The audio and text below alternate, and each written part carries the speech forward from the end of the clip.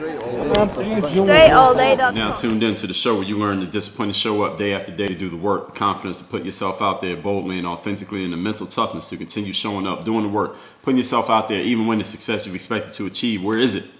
Is yet to be achieved. And on top of all this, you get a huge dose of personal initiative. That's the go-getter energy that moves any human being to go and make things happen instead of waiting for things to happen. We put all this together into one bundle, one package, one mindset, one method, one philosophy, one book, one show, this masterclass here that is called Work on Your Game. My name is Dre Baldwin, also known as Dre All Day, and welcome to the show. Today's topic, the heavy cost of delay.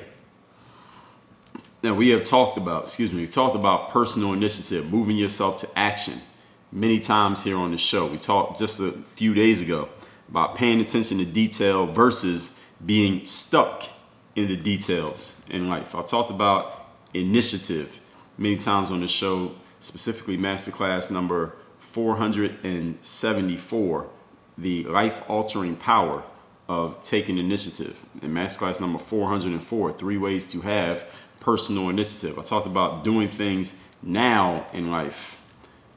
Let me tell you where that one is.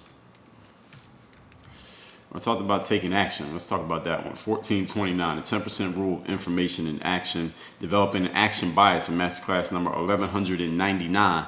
And here we're talking about the heavy cost of delay, because when we delay, when we add time to a situation, when we see an opportunity to take action, yet we do not take action, there is a cost.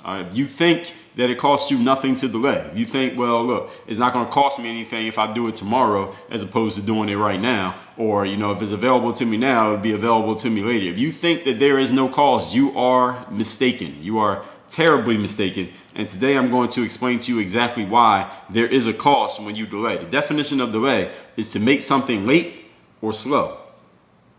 Time is the most valuable of the 5 resources / investments that we have. Time, money, attention, energy, focus. Time is the most valuable one, because all the rest of them you can replace and replenish. Time you cannot. When you unnecessarily add time to a situation, you use up more of this finite resource called time that is completely non-renewable. So just on that alone, delay is going to cost you something. It's costing you a little bit of your life every time you make something late or slow. Again, that being the definition of this word delay. So as I get into these points, you're going to understand, you may already understand it logically just from that introduction, but you're going to understand it emotionally as well. And hopefully you can start putting some things into action, taking initiative and ceasing your delay habits, if you happen to have any, by the time we get to the end of this masterclass. So let's get right into it without any further ado. Let's not waste any time. Point number 1. The topic once again is the heavy cost of delay. The number 1 cost of delay, in addition to time being the number 1 cost, but the next one is regret. Regret is the thought of what could have been or what should have been, and that's a thought that you can never erase because the opportunity has already passed. You already missed the chance. Doesn't mean you can't double back and maybe give it a second time around, but that first time, that opportunity, that time is gone. That one time when you could have did things on Monday is gone. Now, you might be able to still do something on Wednesday, but the opportunity that existed on Monday only existed on Monday. So when Monday ends, that opportunity is completely gone.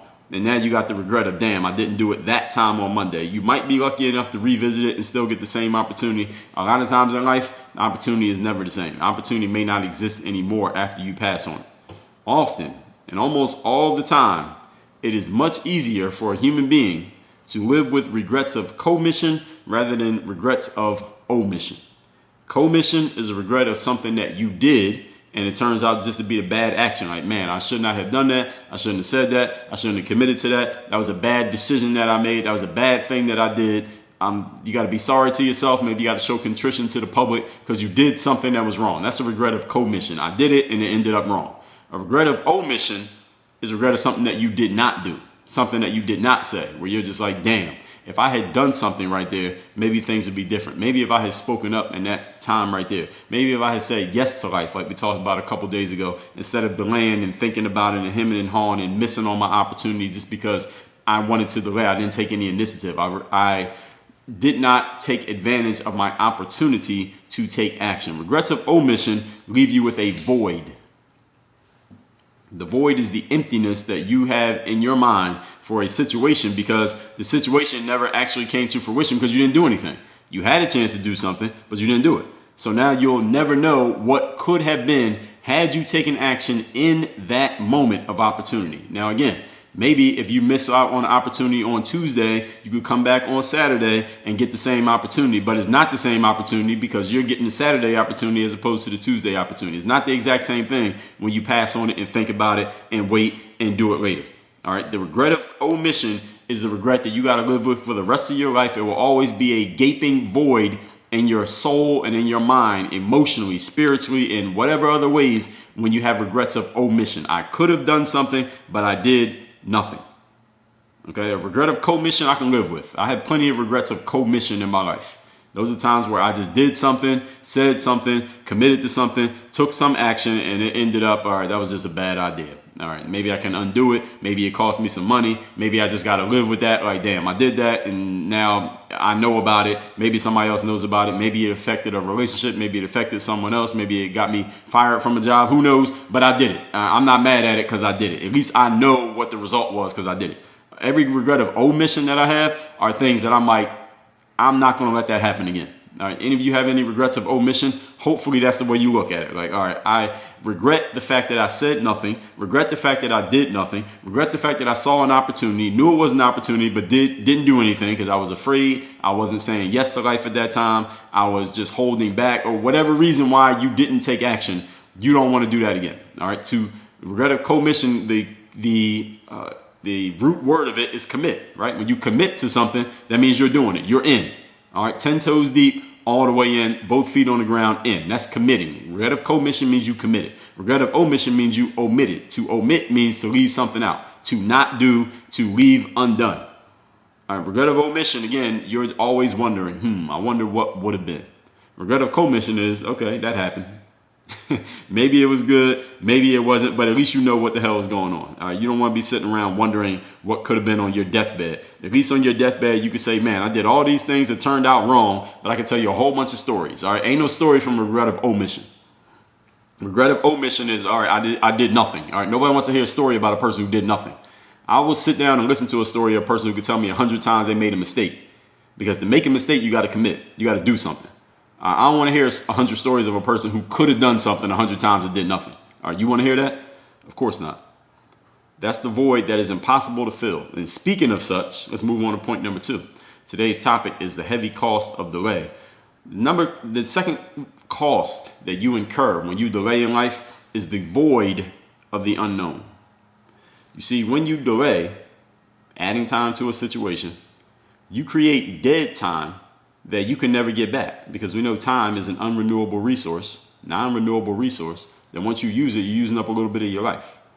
That time, that dead time that you created through your delay, that's time that you could have used to do what? I don't know. I can't answer that question. But notice that when we talk about delay, you're going to hear these words: would, could, should. Would have, could have, should have. And what goes in that blank? I don't know. You would have what? You could have what? You should have what? In the omission and in the delayed period, the period in which you're adding time to a situation, making something late or slow, you could have used that time and did something else. You could have used that energy and done something different. What? We don't know, because you didn't do it.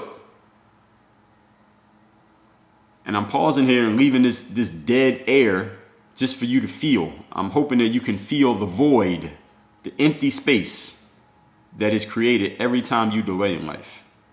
Only you can fill in the blank of what could have been for all your delays in life. And you can only fill that blank in with one thing: the regret of your wasted time and wasted chances. And the whole time that you're delaying, this is something else you should keep in mind. The thing that you delayed taking action on, the thing you delayed making a decision about, you know what it's doing? It's hanging over your head. Just the thought of it, the idea of it is hanging over your head, wondering what the hell is the holdup, or what the hell was the holdup, since you might have already missed the opportunity and you can't get it back. Your subconscious mind, if you're not consciously thinking of it, your subconscious knows that you are or you did delay something, even when you think you are ignoring it, even when you think you have expunged it from your mind, even when you think it's over.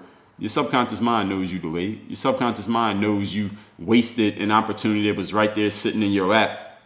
And your subconscious mind, and maybe your conscious mind as well, when you think about it, knows that you may never be able to get that opportunity back. That is the void of the unknown. That space you can never fill. It's like dead space that you just got to have sit there.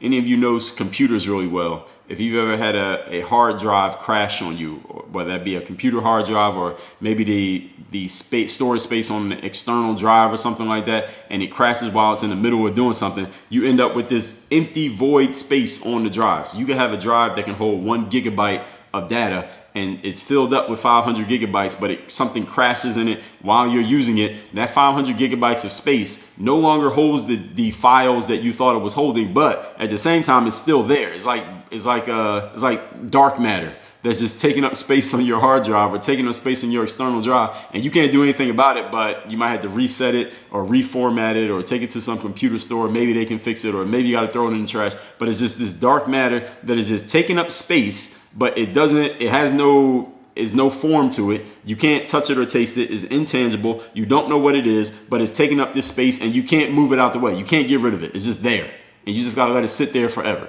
All right, that's what happens to you when you delay. You create that void. You create that dark matter in your mind. It's going to sit there forever. And even when you think you're not thinking about it, your subconscious mind knows about it. All right, point number 3, because you can't fool yourself. Point number 3, today's topic is the heavy cost of delay. The third cost that you incur when you delay in life: lost momentum. In masterclass number 1324, I talked about how to create and keep your momentum. Delay is kryptonite to your positive forward progress. Anytime you feel like you're moving forward and things are going well and you're making things happen, but then you introduce delay into the flow that you had going, you are killing your own momentum. Whenever we have momentum and we lose it, it is always because of something we did to kill that momentum. It's not that the world conspired to kill our momentum. It's not haters. It's not somebody in our family. It's not some troll on the internet. It's something that we decided to do or neglected to do that kills our own momentum. Momentum will keep going based on the law of inertia unless some outside force acts upon it to slow it down. That is a scientific law. So anytime you've had momentum and you don't have it anymore, you messed up. You made a mistake. There's something that you did or something that you didn't do that caused that problem. We slow ourselves down in life with fearful, negative thoughts. Often those slow us down. Doesn't matter what the situation is, that slows down damn near anybody.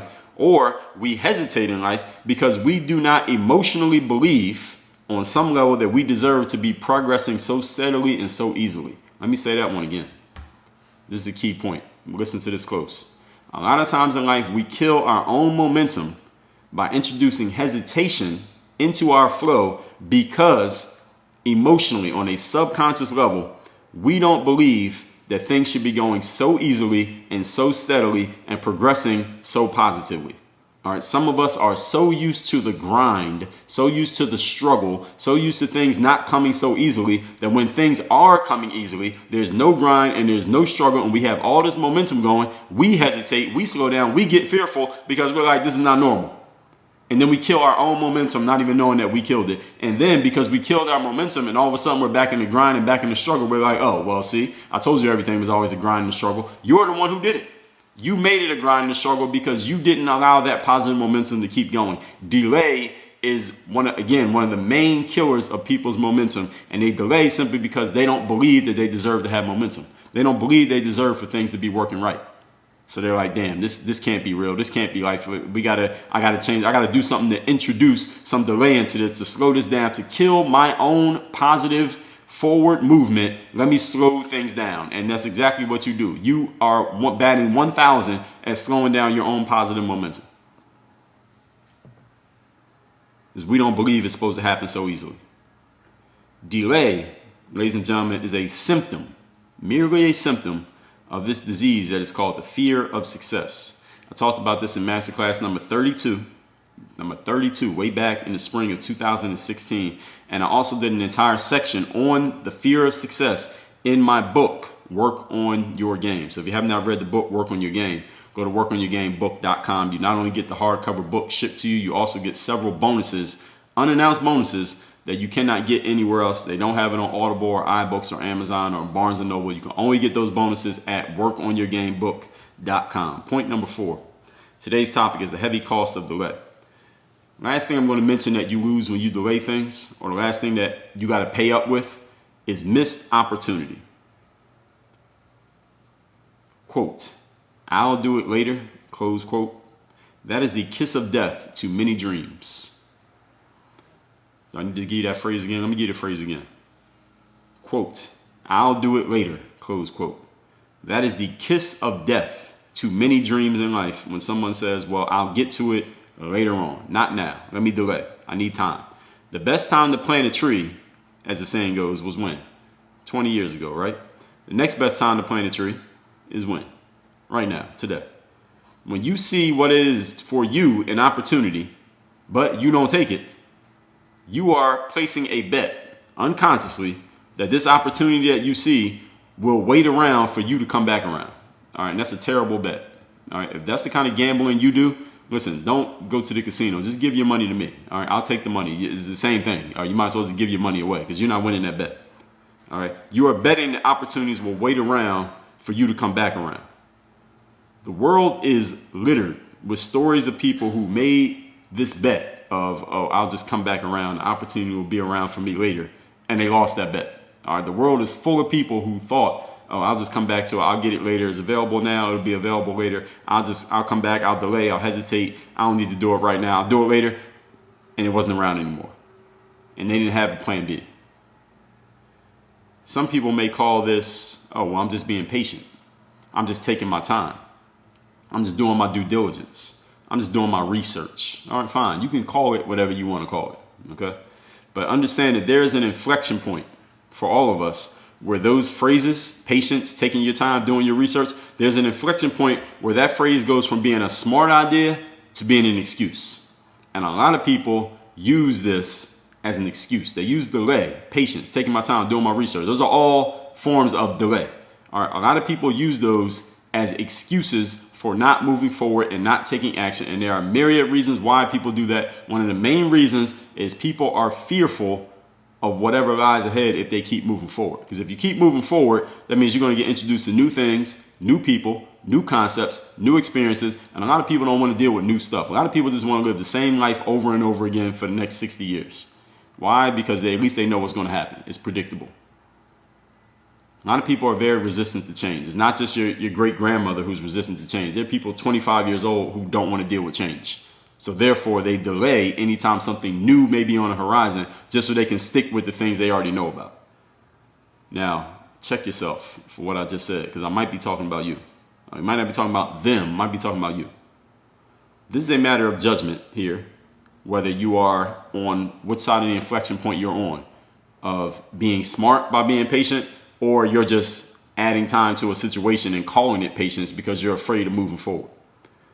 It's a judgment call. So you need to see my masterclass number 1431 on discernment to sharpen up your skill of judgment. Because here's the thing about judgment, even though I'm calling this a judgment call, you might say, well, all right, well, at the end, Dre, I just get to make a decision. I either decide right or I decide wrong, right? Well, here's the thing you need to understand. When your judgment is incorrect, when your discernment is off, all right, you don't just get to say, well, you know, my discernment was just off. I just ended up making the wrong call. No, you lose. And losing is for losers.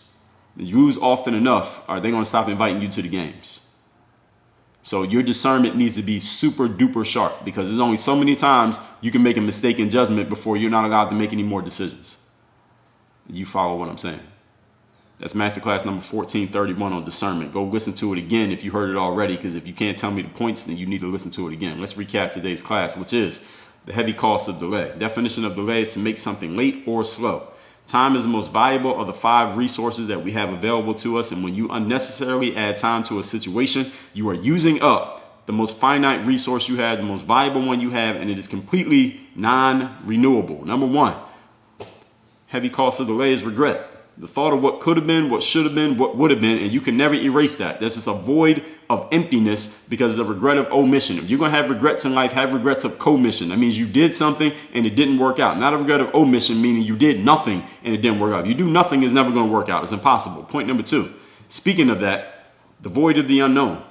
When you delay, you create dead time, dark matter in your brain that you can never get back, that you can never get that space back, time that you could have utilized to do who knows what, but we'll never know what because you didn't do anything.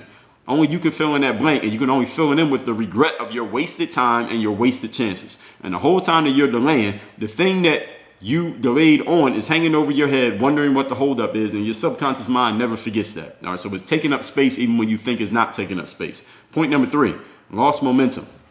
Masterclass number 1324, I told you about creating and keeping momentum in your life. Delay is kryptonite to your positive forward progress. When we have momentum and we lose it, it is almost always because of something we did ourselves to kill that momentum. We slow ourselves down with fearful, negative thoughts, or we hesitate because we do not emotionally believe we deserve to be progressing so easily and so steadily, because most people are so addicted to struggle and grind and things not working out so easily that when things are working out easily, there's no struggle, there's no grind. They voluntarily introduce struggle and grind just so they can get back into their comfort zone. Make sure you are not doing this. The fear of success. I talked about this in Masterclass number 32. Go listen to it. And also, I did a whole section on this in my book, Work on Your Game. If you don't have that book, go to workonyourgamebook.com. And point number 4, missed opportunity. I'll do it later is a kiss of death to a dream. The best time to plant a tree was 20 years ago. The next best time is right now. When you see an opportunity and don't take it, you are placing a bet that the opportunity will wait for you to come back. All right. If that's the way you gamble, don't ever go to a casino because they will clean you out. Just take your money and give your money to charity, give your money to me, give it to someone who's actually going to use it, because you might as well not go gamble because you ain't going to win anything. All right. You are betting the opportunity is going to wait. Opportunities do not wait.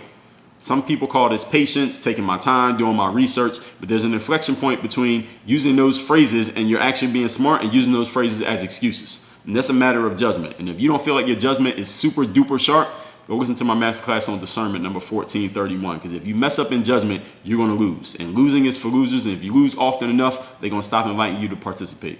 Work on your game. Dre all day.